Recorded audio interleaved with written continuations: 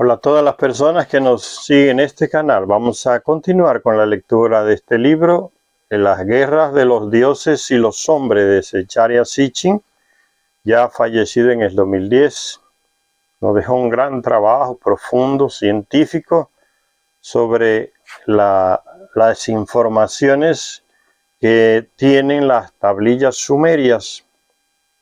Las investigó, aprendió a leerlas, estudió esas lenguas orientales antiguas, el hebreo antiguo, el hebreo moderno, y nos dejó esta obra maravillosa que muchas personas es difícil que las consigan, pero se venden.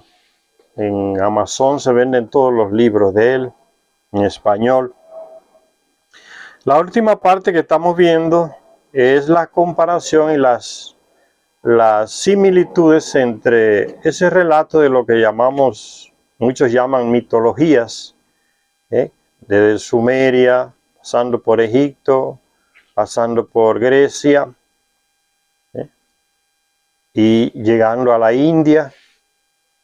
Todas esas mitologías que hablan de esa raza de personas a los cuales el terrestre le llama de dioses, nunca fueron dioses, no son dioses ni serán dioses.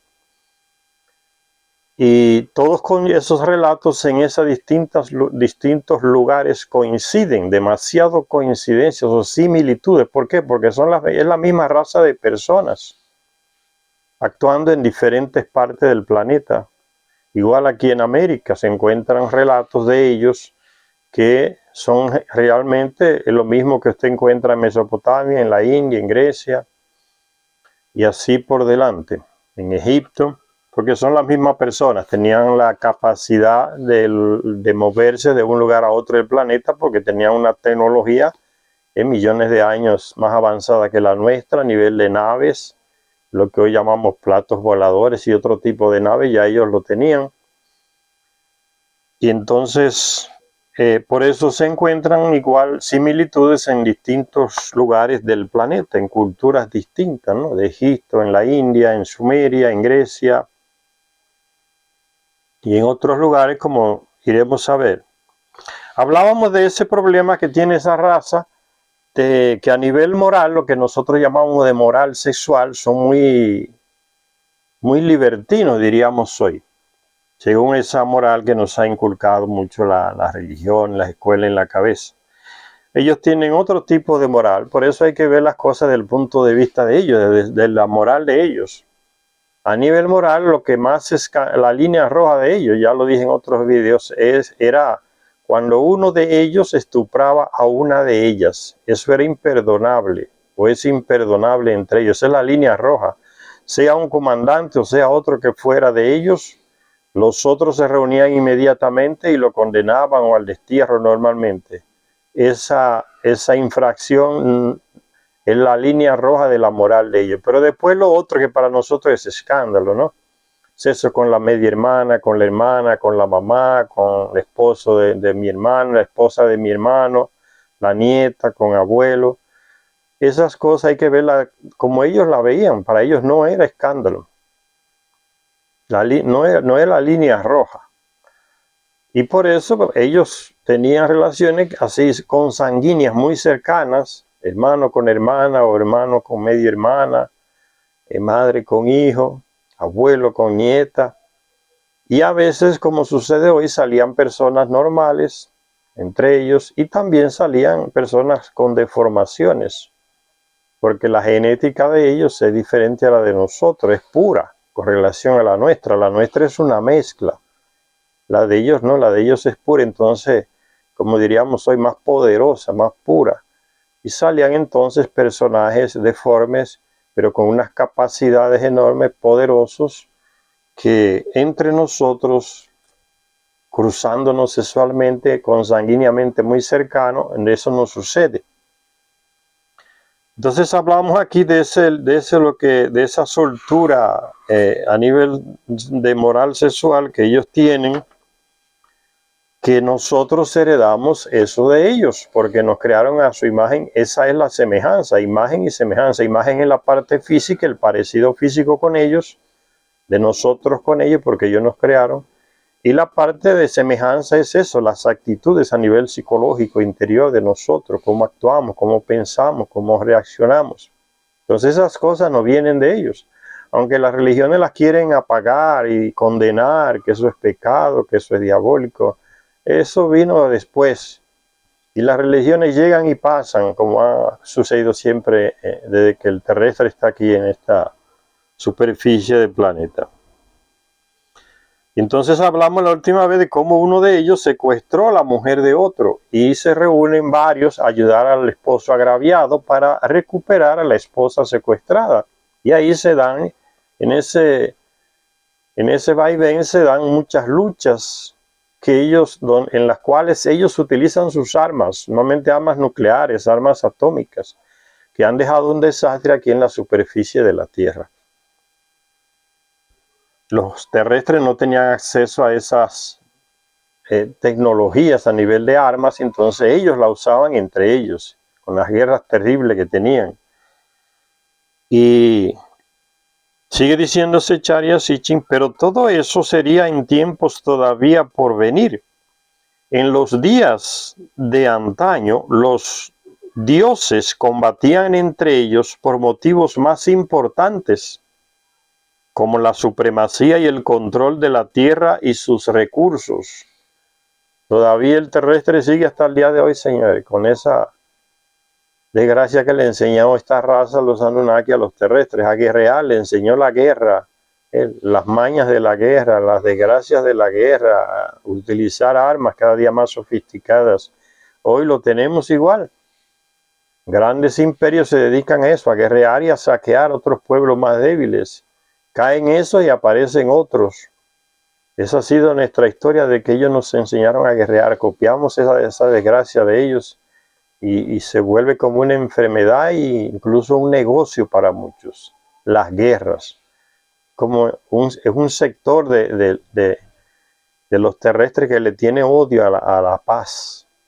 Entonces se toma el poder para seguir creciendo en base a las guerras.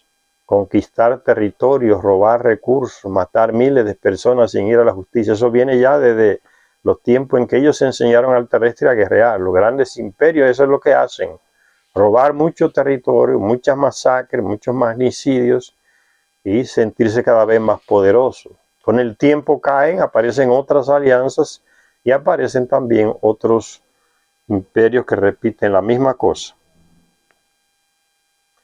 Dice, por el control de la tierra y sus recursos, con tanta descendencia como había tenido Kashyapa, estamos en la cultura de la India ahora, son los mismos personajes, solo que en distintas culturas. Ahora estamos en la cultura de la India. Con tanta descendencia como había tenido Kashyapa, con sus distintas esposas y concubinas, así como los descendientes de los otros dioses de antaño, los conflictos no tardaron en hacerse inevitables. El dominio de los Adityas tenía especialmente resentidos a los Asuras, que eran los dioses de mayor edad. Los Adityas eran más jóvenes. Tenía resentido, dice, el dominio de los Adityas tenía especialmente resentidos a los Asuras, dioses de mayor edad, cuyas madres engendraron de Kashyapa antes de que nacieran los Adityas. Estos Adityas parecen los Anunnaki en la cultura sumeria. Los Anunnaki parecen los Adityas de la India. Por tanto, portando nombres no arios, claramente originarios de Oriente Próximo, por ser similares a los nombres de los dioses supremos de Asiria, Babilonia y Egipto, Asur, Asar, Osiris, con el tiempo asumirían en las tradiciones hindúes el papel de dioses del mal, los demonios. O sea, entre ellos comienzan las guerras. Los que van a atacar condenan a los otros. Y así se condenan unos a los otros. Unos se llaman de Dios y otros llaman a los otros de demonios contra los que van a luchar. Pero son las mismas personas. No que se transformaron en demonios, sino que simplemente como diríamos hoy, una propaganda mediática que los convertía en los demonios. No es lo mismo que hace Estados Unidos. ¿Y quién es el demonio ahora? Que Estados Unidos y los medios de comunicación europeos y por acá, por estos países que siguen atrás de Estados Unidos, ¿cómo denominan ahora a Rusia? Ahora Rusia es el diablo, el demonio, el malo. Es lo mismo que pasaba antes, eso se aprendió de ellos, a demonizar, al contrario, es lo mismo que pasa hoy. Mañana serán, ¿quiénes? Los chinos serán los demonios entonces. Ahora son los rusos, los demonios, los malos. Y Estados Unidos y Europa son los buenos, el lado bueno. Ven cómo sigue la manipulación mediática viene desde antiguo, desde ellos. Llamaban demonios a los contrarios, igual como se hace hoy. Los celos, las rivalidades y otras causas de fricción llevaron finalmente a la guerra. Cuando la tierra, que al principio producía alimentos sin cultivarlos, cuando ellos llegaron aquí al planeta, se alimentaban de lo que producía la tierra, no había cultivo, no había terrestre para que cultivaran la tierra, entonces se vivía de lo que ellos encontraban, ¿no? Los peces, animales, cazaban. Solo después que ellos crearon al terrestre, que le dieron la capacidad y la inteligencia, la actitud civilizatoria para que el terrestre plantara cereales que fueron traídos de Nibiru una parte, manipulados genéticamente aquí para que surgieran diferentes tipos de variedades que se adaptaran a diferentes tipos de terrenos aquí en el planeta. Trajeron animales de allá también, ya vimos eso, la oveja vino de allá y otros, y también trajeron el ADN de esos animales y también fueron manipulados en laboratorio de ellos para que produjeran diferentes especies de los mismos animales o de las mismas plantas, dependiendo del lugar del planeta donde estaban. Para ellos alimentarse y también para que los terrestres aprendieran a alimentarse. Dice aquí entonces que al principio, cuando la tierra que al principio producía alimentos sin cultivarlos, sucumbió a una hambruna global, con las sequías, el cambio de clima, sucumbió a una hambruna global, o sea, en todo el planeta había escasez de alimentos. Según los textos, y eso no es nada extraño, que en el planeta entero haya escasez de alimentos. ¿Qué es lo que está pasando ahí en el mundo entero por la guerra de Ucrania, ¿no? A los rusos se les ha impedido de exportar sus granos, sus cereales, Estados Unidos y Europa. Con las sanciones la han bloqueado. Entonces, cientos de países por el mundo entero no le está llegando esos cereales que salen de Rusia y salen de Ucrania. Se hizo un acuerdo para que se dejaran salir a los cereales a los pueblos más pobres de África, de América, de Asia. ¿Y qué han hecho los estadounidenses y los europeos después que se comprometieron? Dijeron que sí, que se iba a permitir. Todo lo que es el grano que sale de Ucrania se lo llevan los europeos. A los africanos que se mueran, ellos no se importan. Porque son mentirosos, hipócritas los europeos estadounidenses. No se puede creer nada de lo que ellos dicen, los acuerdos que firman. Son mentirosos, van a traicionar. Y eso es lo que está sucediendo. Una hambruna mundial, una escasez mundial ¿de qué? De fertilizantes, porque Rusia es el mayor exportador de fertilizantes en el mundo. Que todos los países del mundo están sufriendo. Entonces no es nada extraño lo que dice aquí. Una hambruna global. Entonces, sucedió y sigue sucediendo. Según los textos, los dioses sustentaban su inmortalidad bebiendo soma, una especie de ambrosía, que fue como si fuera una leche cortada, así diríamos en lenguaje popular, ¿no? Una especie así de comida, así, de alimento, que fue traída a la tierra desde la morada de ellos, desde Nibiru. Trajeron ese alimento para ellos. Y especialmente se los repartían entre los jefes. A los otros Anunnaki le daban un poquito a cuentagotas. De los jefes era que consumían más eso entre ellos, los principales, los que más gobernaban, tenían más rango de poder entre ellos. Entonces la ambrosía, el soma, una especie de ambrosía que fue traída a la Tierra desde la morada celeste, el planeta Nibiru.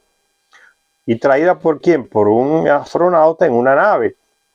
Por eso en los textos antiguos en Mesopotamia van a ver cantidad de imágenes de hombres con alas y con una bolsa en la mano. Son los astronautas, eso es lo que está queriendo decir una imagen para decir, ellos podían elevarse como águilas con sus naves en el espacio.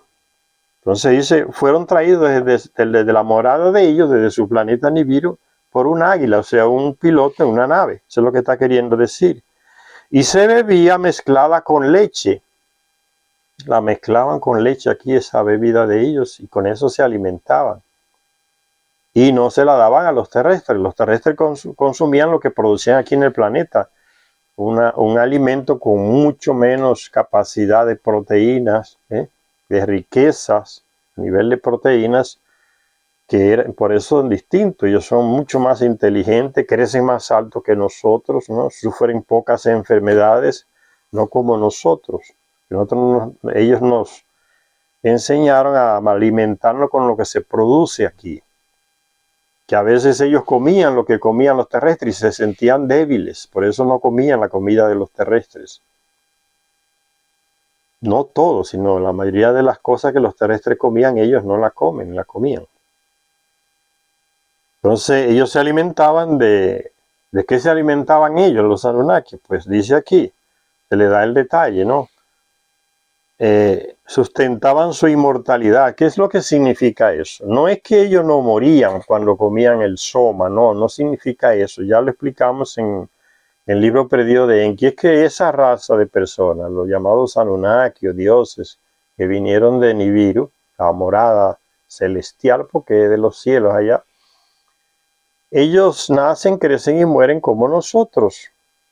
Entonces, y se sustentaba su inmortalidad. Significa que sustentaba que le daba soporte a su ciclo de vida, que es mucho más largo que el de nosotros, porque está relacionado con la órbita del planeta de ellos alrededor de nuestro Sol, y la nuestra con la órbita de nuestro planeta alrededor del Sol. Nuestro planeta da una vuelta alrededor del Sol cada 360 días, que es un año. Entonces es un año en nuestra vida. Cuando la Tierra da 80 vueltas, nosotros tenemos 80 años, ya estamos viejos. Llegamos 100 vueltas, 102 vueltas, 120 vueltas, pocos lo logran, ya estamos viejos y casi muriendo. Igual pasa con ellos.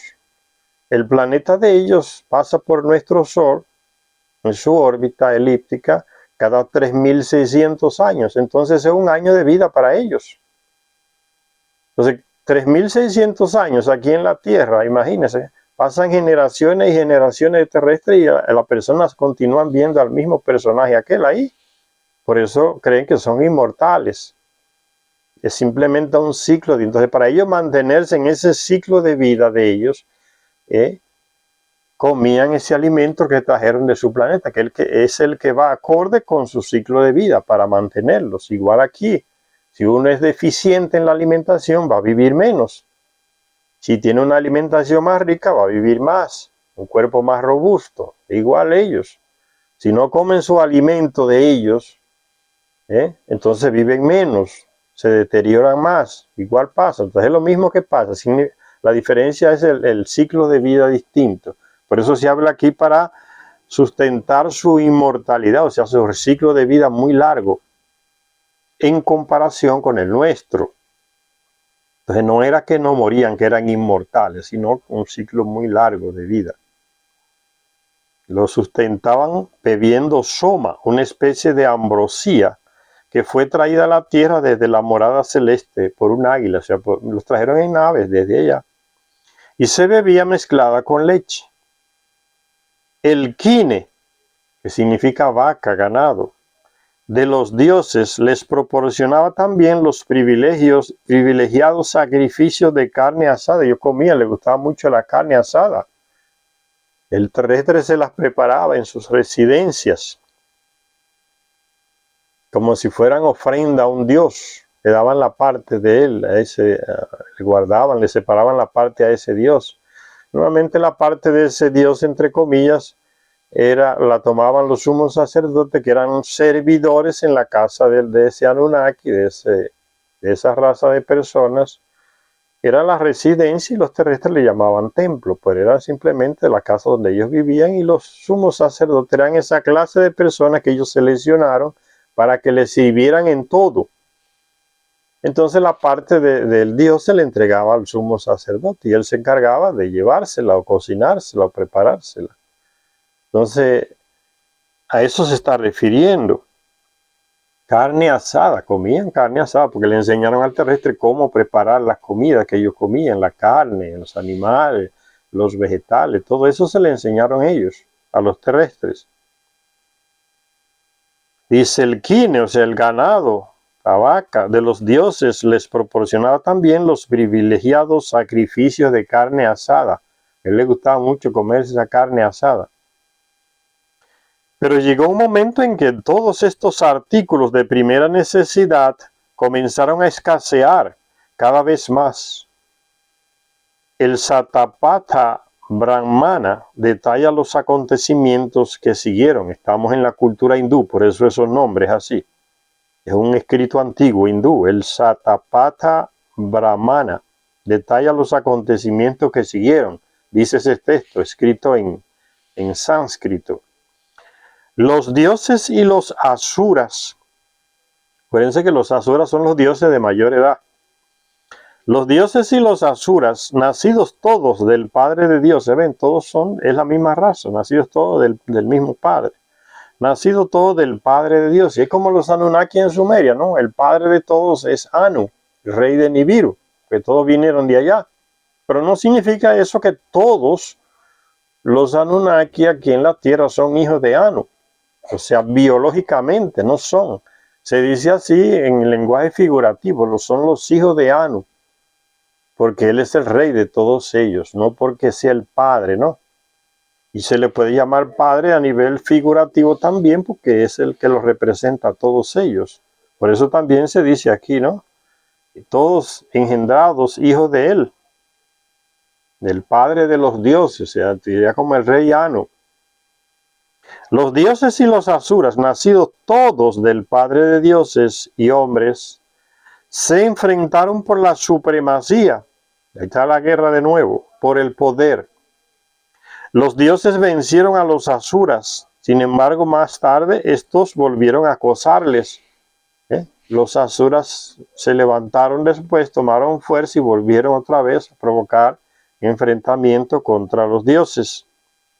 Los dioses y los asuras, nacidos todos del Padre de dioses, se enfrentaron otra vez por la supremacía.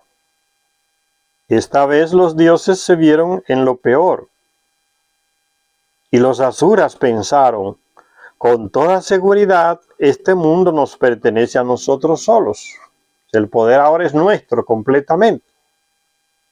Y acto seguido dijeron, bien, entonces dividamos este mundo entre nosotros. Y después de dividirlo, suscitamos en él.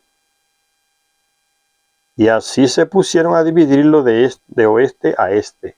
Es lo mismo que sucede entre los griegos, entre los egipcios y entre los sumerios. Ellos se reunieron y se dividieron el planeta. Dividieron el planeta en regiones y cada uno de los jefes se asignó un lugar. Tú vas a ser el jefe en África, en el continente africano, el otro va a ser allá en Mesopotamia, el otro va a ser allá por el lado de la India, el otro va a ser acá por el lado de América. Se dividieron el planeta y ya en la Biblia aparece también esa misma información. Cuando se dividieron, las naciones fueron divididas entre ellos. Es el mismo relato en una cultura distinta, en este caso de la India. También aparece el relato de la repartición de los territorios en el planeta. Dice, y así se pusieron a dividirlo de oeste a este. Al oír esto, los derrotados adigyas fueron a implorar una parte en los recursos de la tierra. O sea, también donde vamos a nosotros a vivir, a tener nuestros dominios territoriales. Es lo mismo que hicieron los Anunnaki cuando se rebelaron contra Enlil. Ahí en Mesopotamia, en el libro perdido de Enki, está el relato, ¿no? Ellos reclamaron territorio para ellos porque no tenían dominios. Los Anunnaki se habían repartido todos los territorios y estos este otro grupo de Anunnakis que vivían en el planeta Marte y se les llamaba los Sijiji, los que vigilan allá arriba, regresaron aquí al planeta porque la situación en Marte se deterioró, que ya no podía vivir más allá. Ellos mismos lo dicen, ¿no? Demasiado tempestades de polvo, se secó todo, entonces la vida ya era imposible y regresaron todos acá, pero el problema al regresar acá es que no tenían dominios, porque ya los otros dioses se habían dividido los territorios. Entonces se luchaba por tener dominios, conquistar dominio de lo que ya tenían. Ahí vienen las guerras. Dice, al oír esto, los derrotados adigyas fueron a implorar una parte en los recursos de la tierra, porque tenían que vivir y producir, y los terrestres que vivían en esos territorios tenían que producir para ellos. Si ellos no tenían esos territorios propios, ¿cómo iban a sobrevivir? ¿De dónde iban a sacar los productos de la subsistencia diaria? Dice, cuando escucharon esto, los dioses dijeron, los asuras están dividiendo la tierra. Venga, vayamos donde los asuras la están dividiendo. Pues, ¿qué será de nosotros si no conseguimos una parte de la tierra? Y situando a Vishnu a la cabeza, fueron hasta los asuras a reclamar territorios para ellos también. Una copia de lo que se hicieron los Anunnaki en Sumeria. Se está repitiendo el texto, solo que en otra cultura. Altivamente los asuras les ofrecieron a los adigyas tanta parte de la tierra como Vishnu pudiera cubrir con su cuerpo. Recuérdense que los adigyas situaron a Vishnu como su representante para ir a discutir con los asuras. Los demás se da cuál territorio sería el de ellos, porque no tenían territorio. Aquellos se adjudicaron todos los territorios. Y estos dijeron, sí, pero necesitamos territorios para vivir. ¿Dónde vamos a vivir y a producir? Y nombraron a Vishnu, el dios Vishnu, para que los encabezara a ellos y los representara con ese reclamo frente a los asuras. Altivamente los asuras les ofrecieron a los adigyas tanta parte de la tierra como Vishnu, representante de ellos, pudiera cubrir con su cuerpo. Vishnu. Pero los dioses utilizaron un subterfugio y pusieron a Vishnu en un recinto en el que podía caminar en 3 direcciones, por lo que recuperaron 3 de las 4 regiones de la tierra. Las 4 regiones ahí en Sumeria eran, en que ellos se dividieron el planeta, era Sumeria, la Mesopotamia era la primera región, la segunda región fue Egipto en África, todo el territorio de África. En la tercera región se le dio a Inanna, todo lo que es Asia por ahí, la India. La cuarta región fue ahí en el Sinaí, esa región del Sinaí, el Líbano, el Sinaí, todos esos lugares por ahí, porque ahí estaba el espacio puerto de todos ellos. Una mujer de ellos, la hermana de Enki-Enlil, fue la que se hizo cargo de eso. Fíjense cómo se hablan las 4 regiones de la tierra también en la literatura de ellos en la India, igual, 4 regiones, igual que los Anunnaki allá en Mesopotamia. Los engañados asuras, los adigyas se las ingeniaron para quitarle unos buenos territorios a los asuras con ese subterfugio que inventaron. Dice, le pusieron a Vishnu en un recinto. ¿Qué sería eso? No se dice. Se echaría así sin lo coloque entre comillas, recinto. ¿Qué sería un recinto? Pues fue un recinto que permitió a Vishnu, el representante de ellos, caminar en 3 direcciones. Porque los asuras le habían ofrecido a los adigyas tanta parte de la tierra como Vishnu pudiera cubrir con su cuerpo. Entonces, los adigyas inventaron ese subterfugio y engañaron a los asuras. Y el tipo podía caminar de aquí a allá, de allá a aquí y ganar más territorio porque formaba parte de su cuerpo. Entonces, Secharia así coloca ese recinto, lo que se llama recinto entre comillas, pero ni él mismo consigue explicar qué era eso, que le permitió a los adigyas conseguir mucho más territorio de lo que los asuras pensaban que le podían dar. por lo cual los hadiyas recuperaron 3 de las 4 regiones de la tierra. Los engañados asuras atacaron entonces desde el sur, ¿ves? Entonces así se continúa la guerra, ya nos robaron. ¿Ves cómo eso viene de entre ellos, ¿no? Engañarse y robarse uno al otro. Igual que está pasando hoy, señores. Los europeos y los estadounidenses engañan a los rusos, que tienen otra moral. Tienen respeto por la palabra, los acuerdos que se firman. Los europeos y los estadounidenses demostraron que no tienen ningún escrúpulo a la hora de romper los compromisos que habían hecho. Engañan. Y eso produce guerra. El acuerdo de Kiev, firmado por el francés Hollande, era presidente, el presidente de la primera ministra de Alemania, Angela Merkel, que ya no es más. Firmó también el presidente de Rusia, Putin.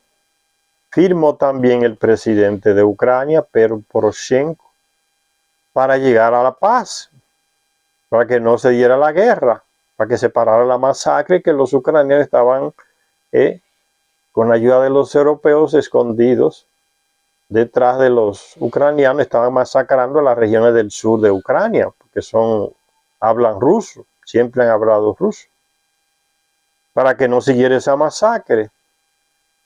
Pero después se descubrió, ¿quién lo descubrió? La misma Angela Merkel fue que faló, después ya que está fuera del gobierno, que nosotros hicimos ese contrato con Rusia. Era solo para darle tiempo a que Ucrania se armara más. O sea, descaradamente está diciendo mentí. Soy una mentirosa, una hipócrita, ¿no? Igual, y Hollande, el que era el presidente francés, aparece diciendo lo mismo. Sí, es verdad lo que ella está diciendo. O sea, ahí estaban combinados ya para no cumplir nada de lo que prometieron en ese acuerdo. Engañaron a los rusos, y los rusos ingenuamente, ¿no? Viéndolo desde su moral, donde la palabra vale, los acuerdos internacionales se cumplen, fueron engañados en su buena fe por estos sinvergüenzas europeos, estadounidenses, que lo dicen claramente, los engañamos a los rusos, no íbamos a cumplir nada de lo que firmamos. Era para darle tiempo a Ucrania que se armara. Entonces ellos mismos confiesan su hipocresía. Y ellos mismos le dicen a los otros países, no confíen en nosotros que somos mentirosos. O sea, no tienen ni mínimo escrúpulo en desacreditarse ellos mismos. Nadie le está diciendo mentiroso. Ellos mismos dicen que son mentirosos. No se confíen en nosotros. Firmamos acuerdos, pero ya de antemano sabemos que no lo vamos a cumplir. Y entonces el otro piensa que está firmando acuerdos con gente seria. Son sinvergüenzas, hipócritas. Ellos mismos lo dicen. ¿Ven qué tipo de moral distinta? La moral del ruso y la moral de lo que se llama Occidente, que es Europa y Estados Unidos. Son dos tipos de moral distintas. Entonces uno hoy, cuando ve las noticias demonizando a Rusia, uno tiene que cuestionar eso y decirse, pero ¿quiénes son los enemigos realmente? ¿Quiénes son los demonios, como decían estos dioses a lo contrario en la India? ¿Los mentirosos o los que cumplen los acuerdos? ¿Los hipócritas o los que cumplen los acuerdos? ¿Los violentos que quieren guerra o los que están luchando para que no se siga masacrando a una parte de la población civil? O sea, hay que abrir los ojos para no dejarse engañar, porque es la misma propaganda que ya viene de estos tiempos antiguos. Ellos hacían eso entre ellos. Y producían guerra, esas cosas.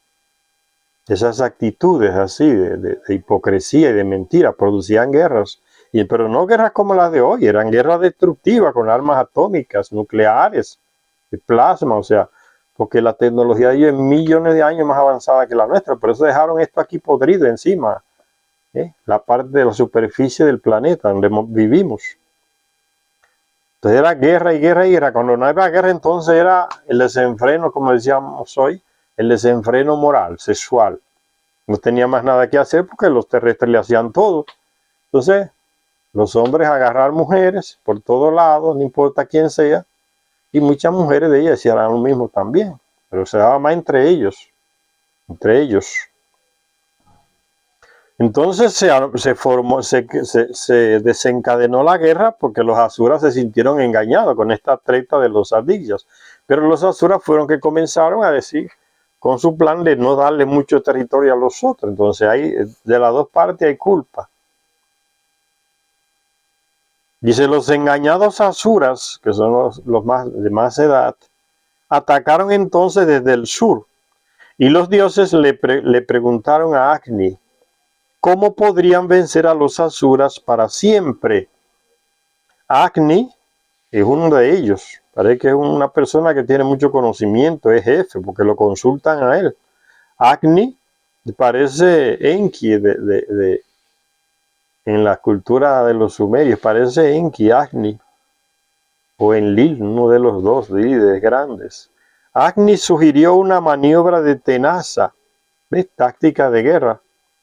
Mientras los dioses atacaban desde sus regiones, yo daré la vuelta hasta el lado norte y ustedes los encerrarán desde aquí. Y cuando estén encerrados, los derrotaremos. Esa fue la táctica militar que les dijo Agni que practicaran con los adigyas. Tras vencer a los asuras, el Satapatha Brahmana dice, los dioses estaban ansiosos por ver cómo podrían reponer los sacrificios. Así pues, muchos de los interludios entre batallas de las antiguas escrituras hindúes tratan de la recaptura del kine, aquel ganado de los dioses, y el reabastecimiento de la bebida llamada soma.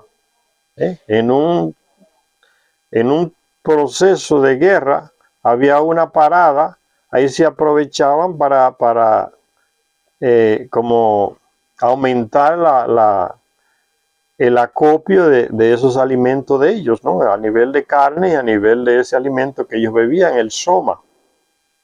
Estas guerras, sigue diciendo Secharya Sitchin, se luchaban en tierra, en el aire y bajo los mares, según el Mahabharata cuenta. ¿Ven la tecnología? Guerras que se luchaban en el aire y bajo los mares, en la tierra también. Según el Mahabharata, los asuras se hicieron 3 fortalezas de metal en los cielos, desde las cuales atacaban las 3 regiones de la tierra. Sus aliados en la guerra con los dioses podían hacerse invisibles y utilizaban armas invisibles. Dice que se hicieron fortalezas de hierro en los cielos.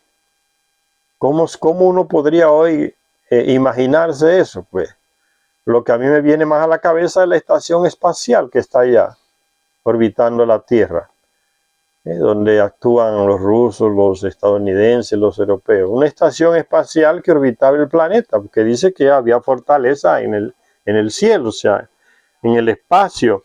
Entonces esa es la idea más próxima que me viene. Tendrían estaciones espaciales orbitando la Tierra, donde vivían. Tenían la capacidad y la tecnología para hacer eso. Y también en la tierra, las construcciones que hacían. Pero también dice que bajo los mares, o sea, que hasta el día de hoy hay fortalezas y ciudades debajo de los mares, de los océanos. ¿Qué hay debajo del agua de los océanos? Los terrestres sabemos poco, porque le falta la tecnología. Pero tantos ovnis que se ven, que se introducen en el mar, ¿a dónde van? Entonces estos textos nos dan la respuesta.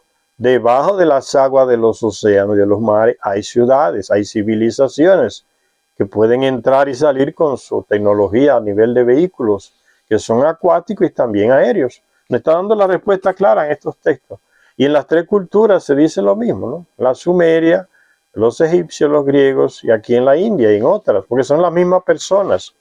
Entonces fíjense, fortalezas en el cielo, ciudades, y no es ciudades de nube, dice, miren lo que como concretiza bien, dice, los asuras se hicieron 3 fortalezas de metal,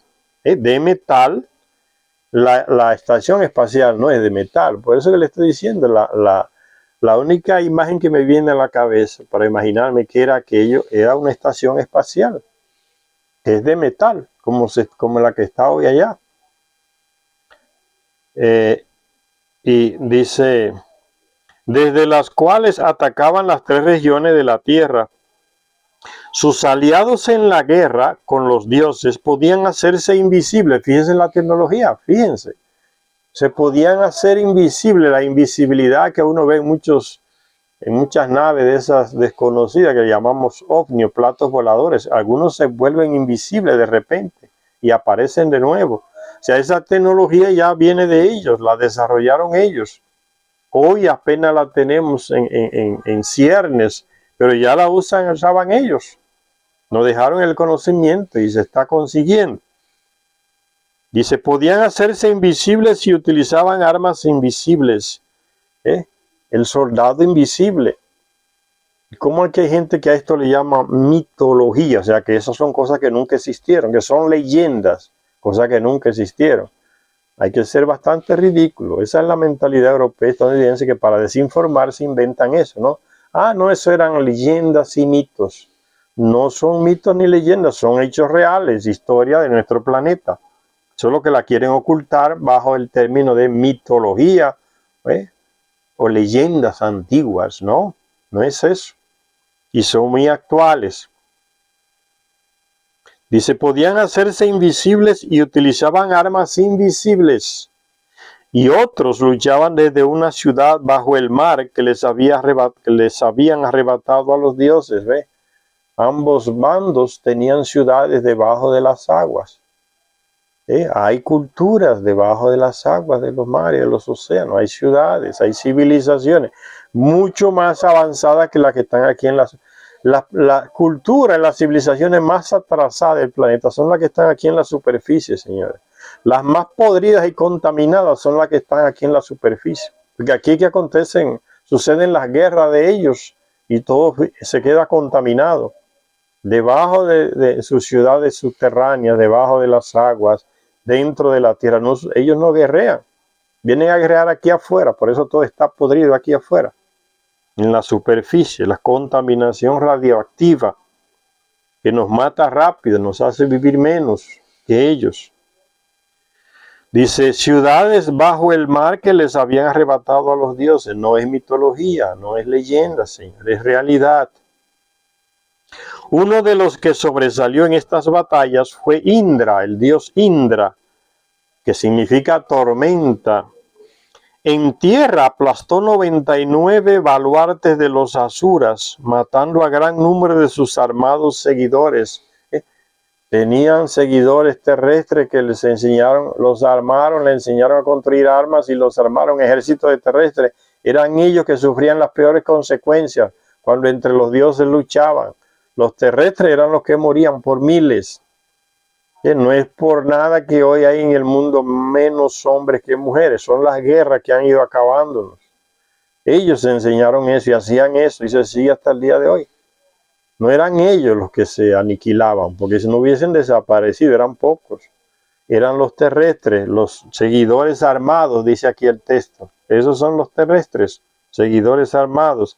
Recuérdense cómo Horus en Egipto armó un ejército de terrestres, le enseñó a construir armas de metal, de hierro, y los llevó a la guerra. Y eran ellos los que morían como hormigas.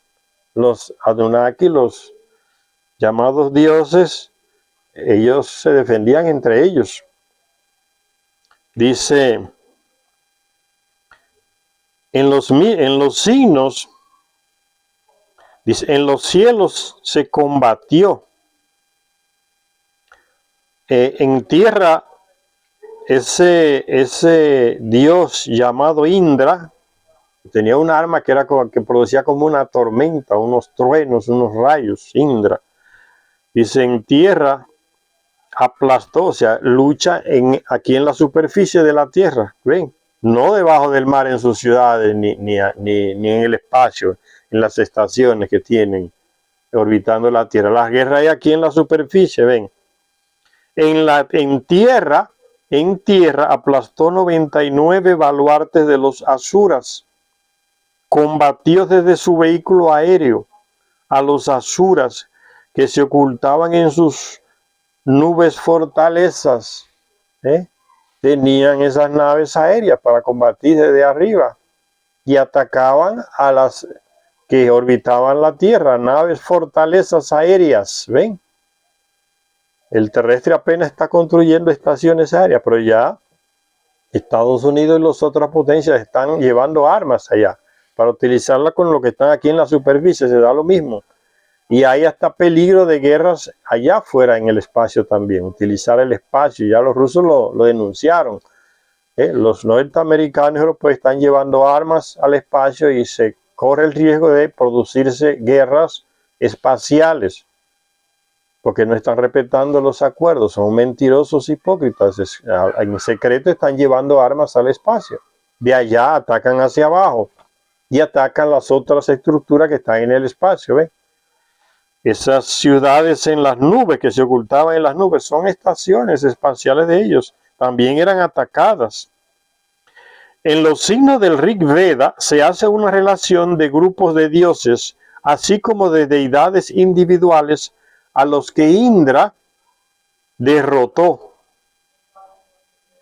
Dice el texto de Rig Veda, que es donde se habla más de los himnos. Habla de himnos donde se alaban y se menciona esa guerra entre ellos.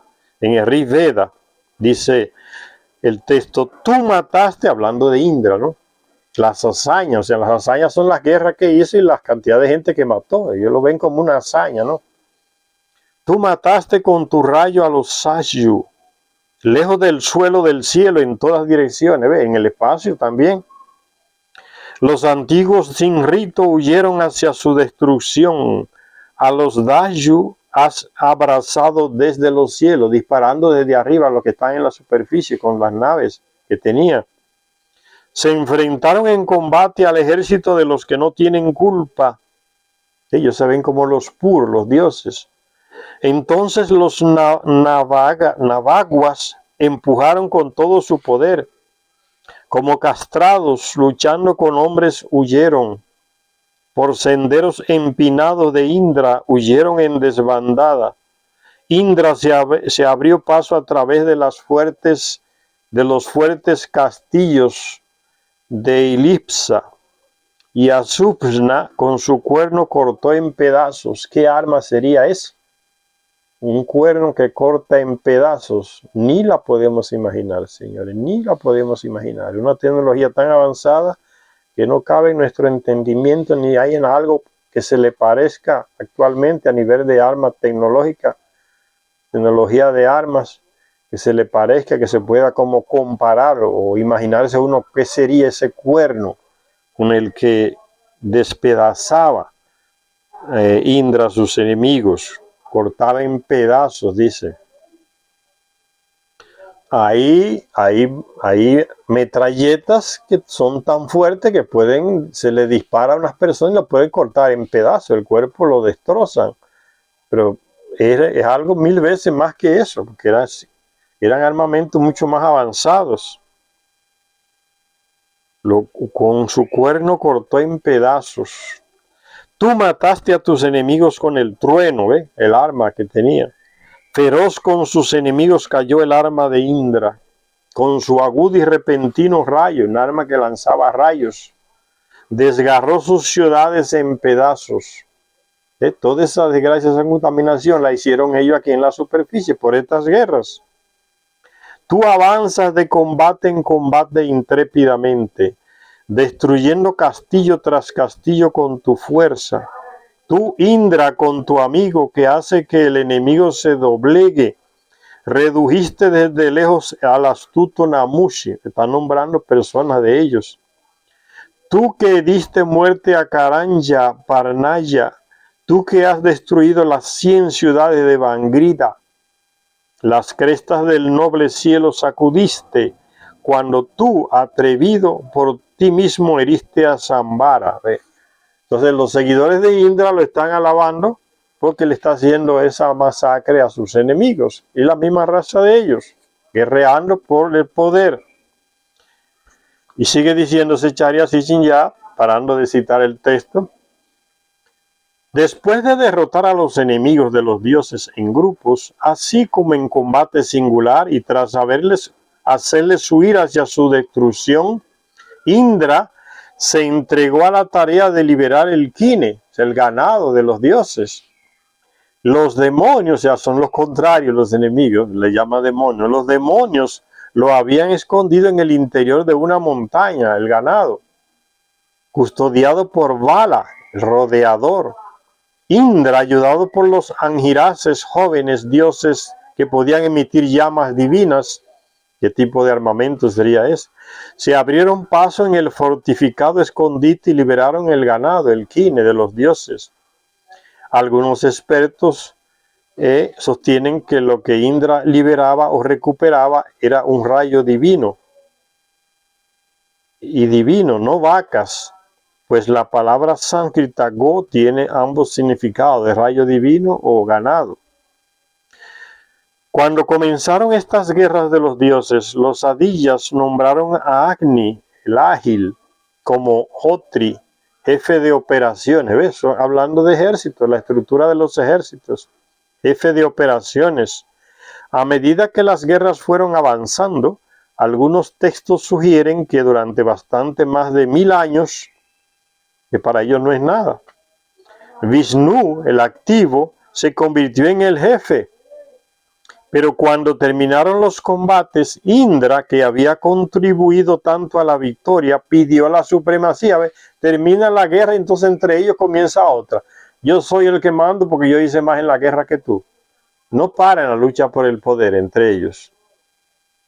Dice, pero cuando terminaron los combates, Indra, que había contribuido tanto a la victoria, pidió la supremacía. Al igual que en la teogonía griega de Hesíodo, una de sus primeras acciones para alcanzar sus propósitos fue matar a su propio padre, Indra.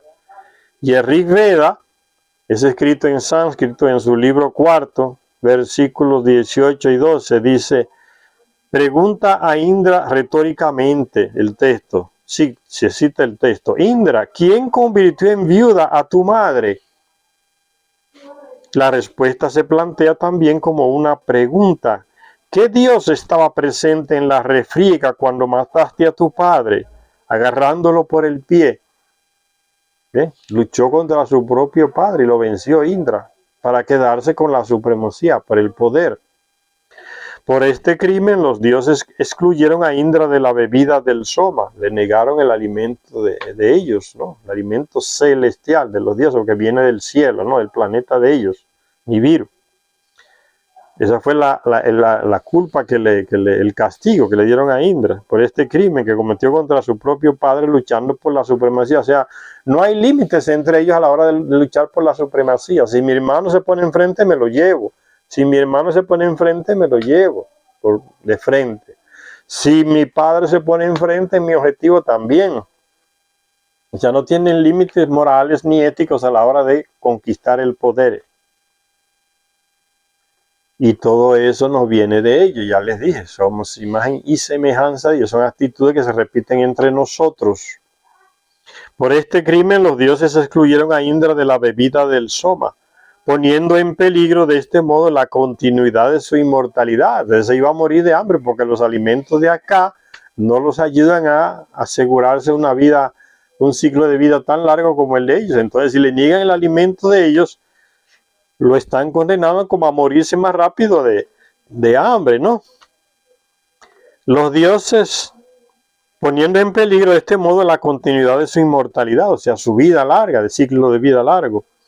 Los dioses ascendieron al cielo, dejando a Indra con el kine que había recuperado, pero él subió tras ellos, enarbolando el arma del trueno, ascendiendo desde el lugar norte de los dioses.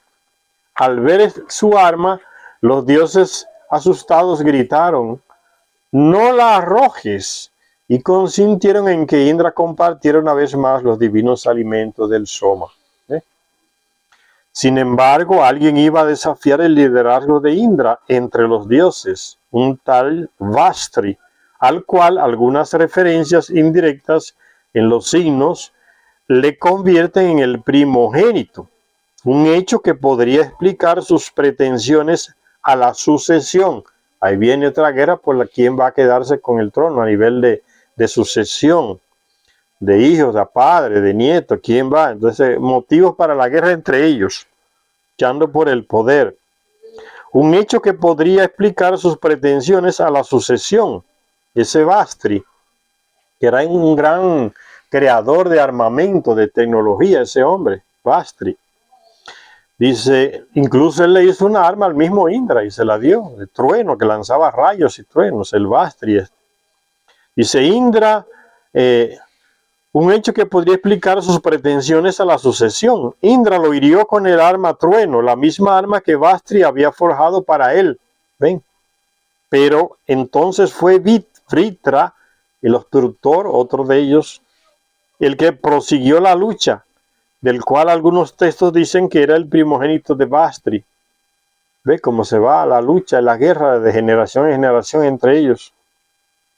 Aunque algunos expertos creen que se trataba de un monstruo artificial, porque creció rápidamente hasta alcanzar un tamaño inmenso. Al principio Indra fue superado y huyó hasta un lejano rincón de la tierra. Cuando todos los dioses lo abandonaron, solo permanecieron a su lado los 21 Maruts, que era un grupo de dioses que tripulaba los vehículos, piloto de los vehículos aéreos más rápidos. Un sonoro estruendo mientras los vientos hacen que las montañas retumben y se entremezclan cuando ellos se elevan en lo alto.